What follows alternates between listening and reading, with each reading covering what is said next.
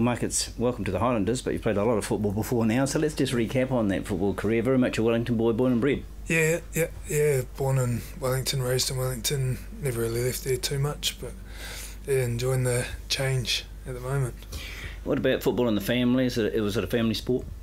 Yeah. It started off. Well, my dad was affiliated with a local club in Miramar, Oriental Rongotai, and I played from 5 up. My brothers played, and I think even my little sister had a go at it at one stage. So yeah, it's definitely a family sport. So obviously Rongotai College was the place you were always going to go to?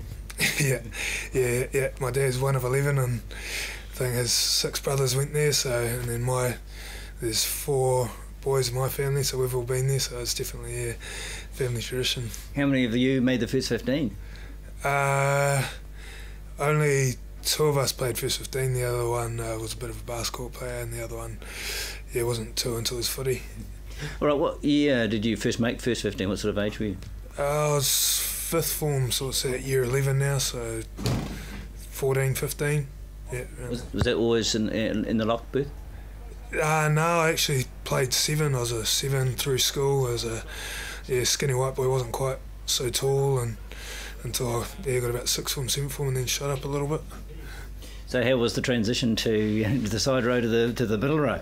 Yeah, it was a bit tough. I mean, it wasn't. Yeah, when I left school, I sort of was a bit taller than most, and the skinny white boy playing for Rongotai, the only white boy playing for Ori. So it was I got chucked in the middle and thrown up in the line out by the big boys. So yeah, it was a bit of a baptism of fire, especially at scrum time. But now, sort of become accustomed to it, I guess. Did you play age group rep rugby for Wellington or school rep rugby for Wellington? Yeah. I played secondary school reps through that, and then just worked my way up through the grades, and eventually made the Lions and then Hurricanes, and then that was it. Now down here.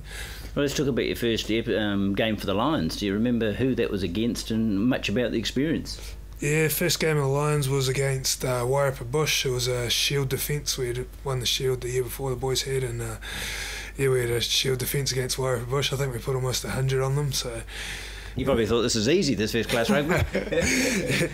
It was a bit different to what the season ended up being. But what about once you get into the first class game? What was your impressions of top class football versus sort of the club stuff?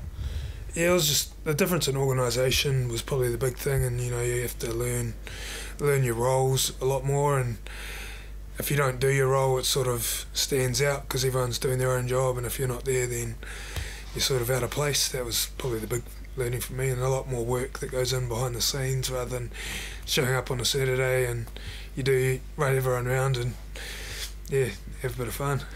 And then another step up again once you're introduced to the super scene.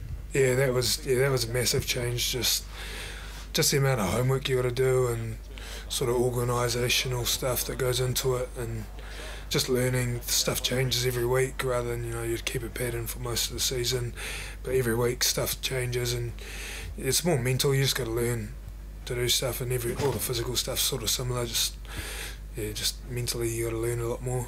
Did you find though physically on the field it was a harder game? Obviously if the defences are harder to break down, aren't they? Yeah. Well, I found probably the big difference was just the pace of the game at Super Rugby. It's a lot faster than ITM, and definitely 10 times faster than club footy. So it was just a massive step up in the pace of the game. My first Super Rugby game, I'd pop my head up from a ruck and the ball had already gone 2 phases and we were coming up and it was coming back to us, and I was like, what the hell's going on here? It's lightning. But yeah. They probably thought you read the play well because you were ready to go. Yeah, I hope so. What about the life as a professional footballer? How did you find that? Because it's it looks glamorous from the outside, but there's lots of travel, lots of downtime, and how did you adjust to that? Yeah, because I was working full time before became a professional footy player, and it was. What were you doing? I was a builder by trade, so I managed to get my apprenticeship done, and we did a bit of once I got into that, you start spending a lot of time hanging out with the boys, and you go do stuff with them to fill in the time that you do get off, because you got to get away from rugby, otherwise you just sort of get consumed with it. But it's definitely, you need that time away, because when you're at training you're working hard and it is physical and it is, you know, it does take its toll on you, so you sort of got to remove yourself from that and have a bit of a break every now and then. What was the connection to come to the Highlanders? Because you know you'd been with the Wellington squad for a while. Yeah, sort of, you know, I'd been sort of in that environment for a little while, and you know, I just sort of was looking for something fresh and new, and had a word with Jamie, and he said that he'd be keen to have me down here, so yeah, came down here, and it was quite funny. I was looking through some of the photos, and I remember back when Super Rugby first came out, it was Super 12 or whatever it was, and my parents took us to Rebel Sport because they had a big sale on the old jerseys, and I always wanted the Highlanders jersey because my favourite player, Josh Confeld, was in the Highlanders, so I ended up having a Highlanders jersey way back then, and got presented one the other night for my first cap, so it's pretty special. Oh, it's a great throw. Have you ever met Josh? Nah, never met him. Nah. I went in once after, because I was a ball boy at one stage, and you know, went in and just said hello and got his autograph, but that was about it. Yeah. I'm sure he's up for a chat. He's a great guy. Have you still got that jersey? Not too sure. I think it might have been passed down to one of my brothers, and then they've probably passed it down and then probably given it to a mate, so I probably could try to track it down. Must be a nice thought though, that you're that much of a fan and it becomes something real some years later. Yeah, definitely. It's quite funny how things work out and sort of swing full circle. What skills do you think you bring to this game, into this team, that you know attract you to the coaches?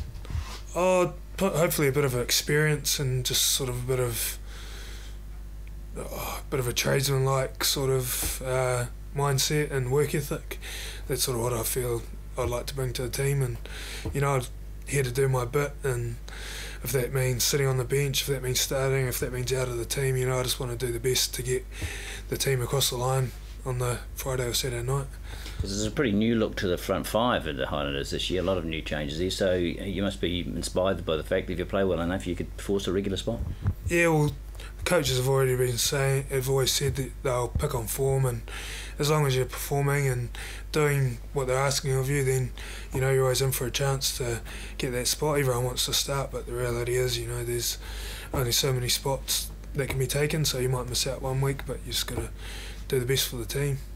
Did you pack everything up and move here, or have you sort of temporarily located here? What's your residential situation? No, well, me and my wife and my little girl, we've moved down for the season, and then we are heading back to Wellington for ITM Cup, but the amount of time we're in Wellington, I think it's only 3 months we're up there, so yeah, Dunedin's our base for the next couple of years, so yeah. So the family happy with that? Because most families like to settle here. It's a good environment for that. Yeah. My wife's thoroughly enjoying it. You know, she's off doing like little group things with our little daughter 3 days a week and keeping busy, and everything's really close, and she's just loving it. You know, it's a beautiful city and really nice place to raise a family. And that's important to you, isn't it, knowing things are well at home when you're on the road so much? Yeah, well, that's the main thing. You know, you want to keep your family happy, and if you've got a happy family, then you know everything else becomes happy for you. So happy wife, happy life, they say. Right, exactly. And you've got this building trade to fall back on, haven't you, in the years to come? So that it was important for a lot of footballers come out of school, maybe they don't get that experience. Yeah. You'll be happy you've done that. Yeah, that's something, you know, I guess I was quite fortunate. You know, I didn't play professional footy till I was 23, so I sort of got the chance to get in the real world, I suppose, and you know, get something behind me that I can fall back on once rugby eventually comes to an end and all said and done, so I can go back to that and get cracking on that, or maybe something else, but at least I got something there which, you know, a lot of people that fall straight into footy, they don't get the time to do, so yeah, pretty fortunate. You're keeping your mind open to perhaps an overseas sojourn at some time, some experience playing overseas later in your career? Yeah, that could be an option. I mean, I just got to get the body through the next couple of years down here, and then at the end of that we'll just reevaluate, see where the family's at, and that's what I've got to take into account first, is, you know, whether we want to take the family overseas or not. But if we do and it comes to that, then yeah, we'll look forward to it and look forward to getting out and doing a bit of travelling.